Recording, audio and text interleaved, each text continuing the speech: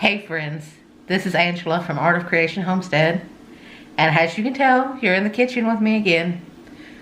With me, you're always in the kitchen or the garden. Sometimes the chicken house. Maybe that tells you where I spend most of my time. So, if you have been watching for a little bit, then you know in a recent video, when Jason was showing kind of an update on how things are doing, he showed her a huge rosemary bush. And he mentioned a recipe that sounds kind of odd, but that is absolutely delicious and one of his favorites that he is going to try to get me to make for you guys. Well, I'm making it today. What I'm making for you today is rosemary chocolate chip shortbread. I know it sounds a little odd. You gotta give it a try. Before you turn your nose up, give it a try. Because it is absolutely amazing. Okay. Very few ingredients.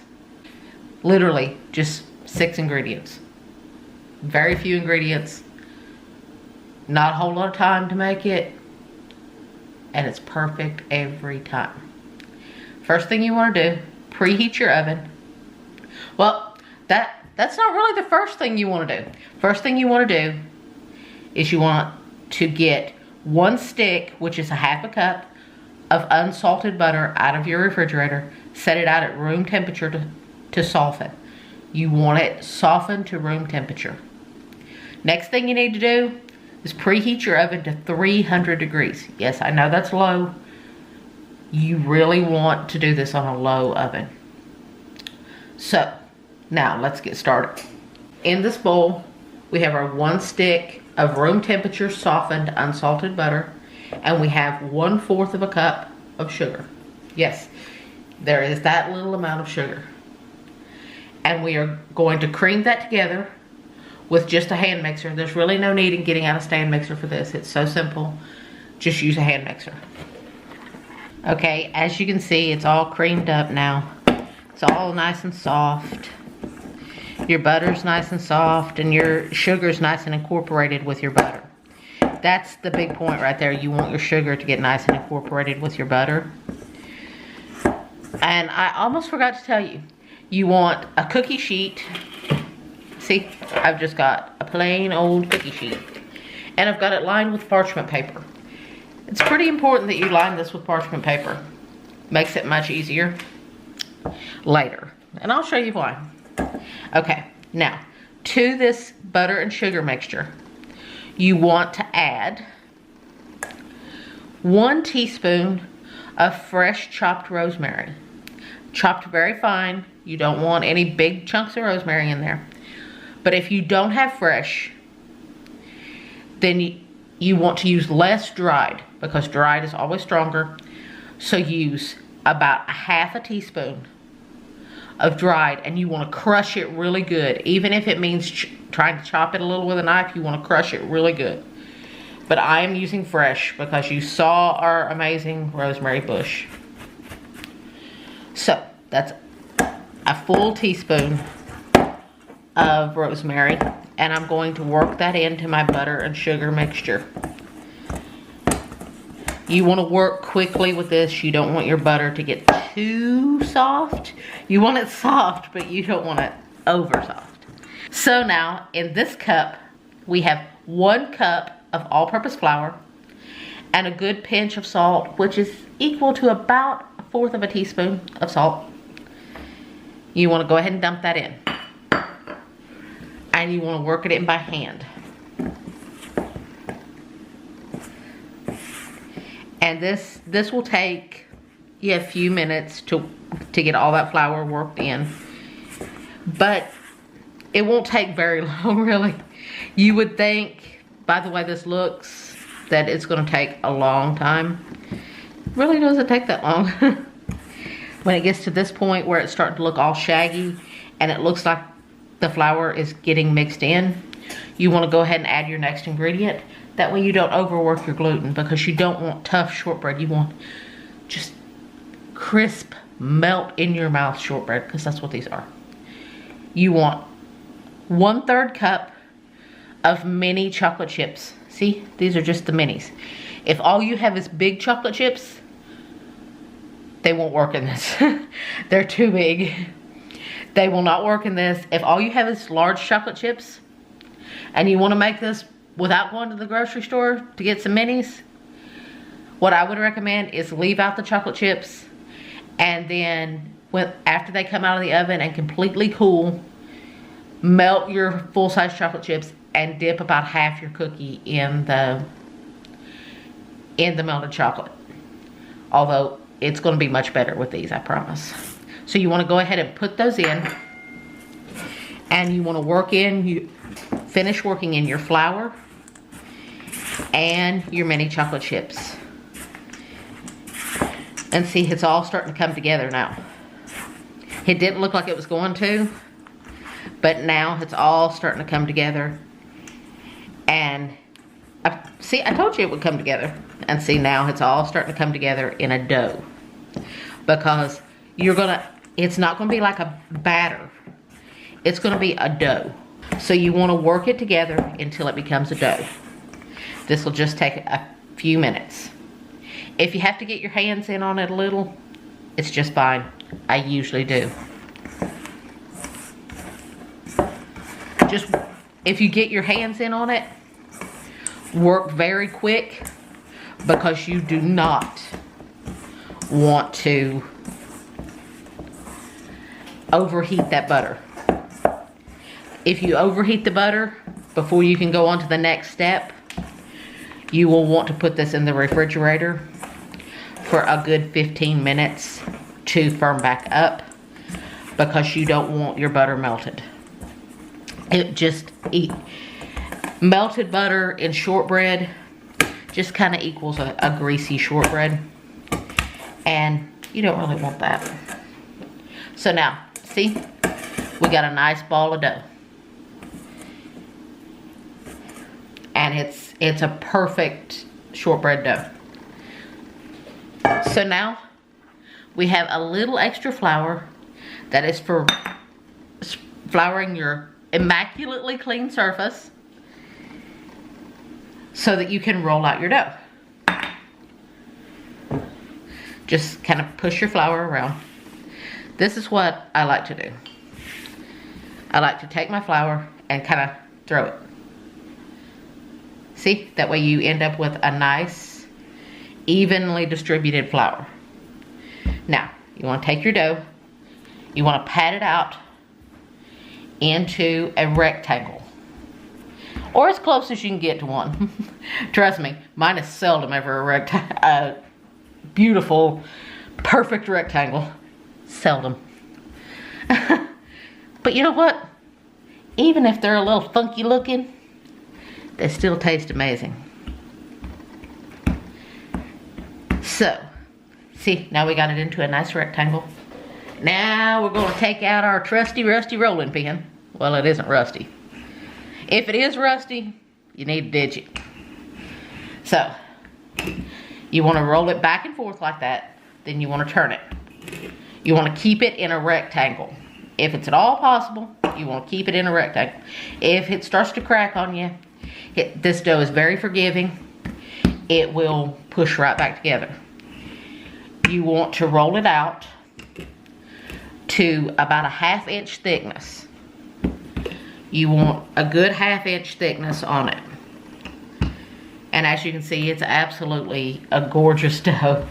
It really is. The little flecks of green with the, see how easy it is to turn because you floured your board, and because honestly, because your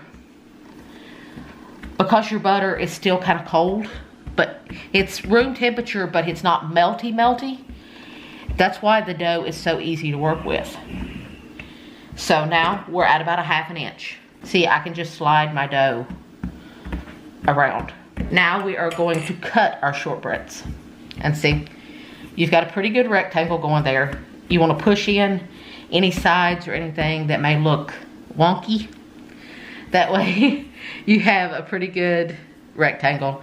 If it cracks on you, like I said, just push those cracks back together. This dough is very forgiving. You wanna, now you wanna cut it. Your very best way to cut this dough is with a pizza cutter. That, it works best. You can use a knife if you don't own a pizza cutter. A good sharp pizza cutter always does the trick with this. You wanna cut it in half the long way. Where, see? So you've got 2 long sections now. So you wanna take those 2 long sections and you wanna cut across them. And see, it pulled loose there. That's fine, just push it back together. And see, now you got 4 equal sections. And this recipe makes 16 shortbreads. So what you want to get out of each of these long bars, you want to get 8. So if you want to get 8 out of each of those, then you want to get 4 out of each of these sections. So go ahead and cut each of these sections in half again. Let me tell you, they don't have to be perfect. If you want them to be perfect, pull out a ruler and measure it. I have done that before. And then you want to cut each half in half. And I know they look skinny. I know they look skinny, and you're thinking, these aren't going to be much in the way of cookies. But they do rise a little bit. See, as you can tell, some are straight, some are wonky. It doesn't matter. It's not really about the way they look. It's about the taste. And the taste is amazing. So, what we want to do now is we want to put them on our cookie sheet. And you want to be very gentle. Don't break them. You want to put them on your cookie sheet. You want to put them, don't butt them right up against each other. Don't make them touch. You don't want them to touch because they will bake together. So you want to put about 3/4 of an inch to an inch between your cookies. And I'm going to keep putting these on here, and then I'll show you what we do next. Now, as you can see, we've got them all laid out. They all fit perfectly on just a standard cookie sheet, or some people may call this a jelly roll pan. Now, what you want to do, you want to take a fork, and you want to pierce 3 times down the cookie. Once on each end, once in the middle. Just like you see me doing right here. You want to pierce all the cookies. It lets out some steam and some air. It's actually an important step in making them crisp, because a good shortbread is always nice and crisp. So don't skip this step thinking it's not necessary. It really is necessary. But don't push all the way to the bottom. Just push slightly down. Don't push all the way to the bottom, because you will break your dough in half. Which, like I said, is very forgiving. If you do accidentally do that, you can push it right back together. If you hit a chocolate chip, it gets a little hard to stab the cookie with the fork, but just move the fork over a little so you don't hit a chocolate chip. And on the skinnier ones, if you're like me and you can't cut straight, on the skinnier ones, you may have to turn the fork a little crooked, but guess what? They still taste good, and that's all that matters. Okay, now we are going to pop these in to a 300-degree oven until they are just barely golden brown around the edges. You don't want a lot of color on these. I'll show you what they look like when they're done. Okay, as you can see, they are out of the oven, and they are just barely golden brown around the edges. That's the way you want them. You don't want them brown. Now we're going to move them over, and I'm going to show you what you do, because you got to get them off the pan immediately. So you set the pan over there. Be careful, it's hot. And be really gentle grab the parchment paper. You're working with hot stuff here, so be careful. And you're gonna grab the ends of the parchment paper and you're gonna pull over onto your sheet. Do it quick, but just good enough that it will come over. Now, if any of them break during that process, these are still a little warm. Take your fingers and push them back together. And as they harden and crisp up, they will come right back together. Now, I forgot to tell you this. These, I like to generally roll them between 1/2 and 1/4 of an inch. Most people will tell you 1/2 inch. I like them a little thinner because I like them a little crispier. So these are between 1/2 and 1/4. If you do them as thin as I've done them, it will take about 15 minutes to bake. If you do them a full on 1/2 inch, it'll be 20 to 25 minutes. And they won't be as crisp either. So we'll be back when they are completely cool and I will show you what they look like on the bottom. Show you how beautiful they actually are and how well they set up. Now these are completely cool. See, you can pick them up. They're nice and crispy now. See, listen. Can you hear that? They're nice and crispy. See, they're just golden brown around the edges. See, just barely golden brown. I hope you can see that. This is what you want them to look like on the bottom. See? You want them to be just barely golden brown. Just a light, beautiful, just a very light golden brown. That's when they are perfect. Now this is very important. You want to store them in an airtight container. It must be an airtight container at room temperature. That's the best way to store them. You do not want air to get into them. Air is not the best friend of shortbread because it will make it soften sometimes and sometimes make it stale. If you have humidity, it will make them soften, which is not good. But also it can make them stale very quickly. So you want to store them in an airtight container. Usually what I do, I line my airtight container with some wax paper. That way that wax paper will absorb any moisture or anything like that. I line it with some wax paper. You can stack them. They're so durable at this point, you can stack them. Stack them up in an airtight container. Put the lid on nice and tight. Keep them at room temperature.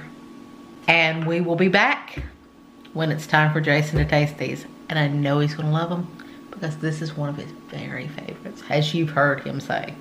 Okay, so here we are, and it's time for my snack this evening. And I get to taste test this glorious cookie. It's one of my favorite things. I have to beg Angela to do it every year because it's so good. And to me, it's just such an elegant flavor. But,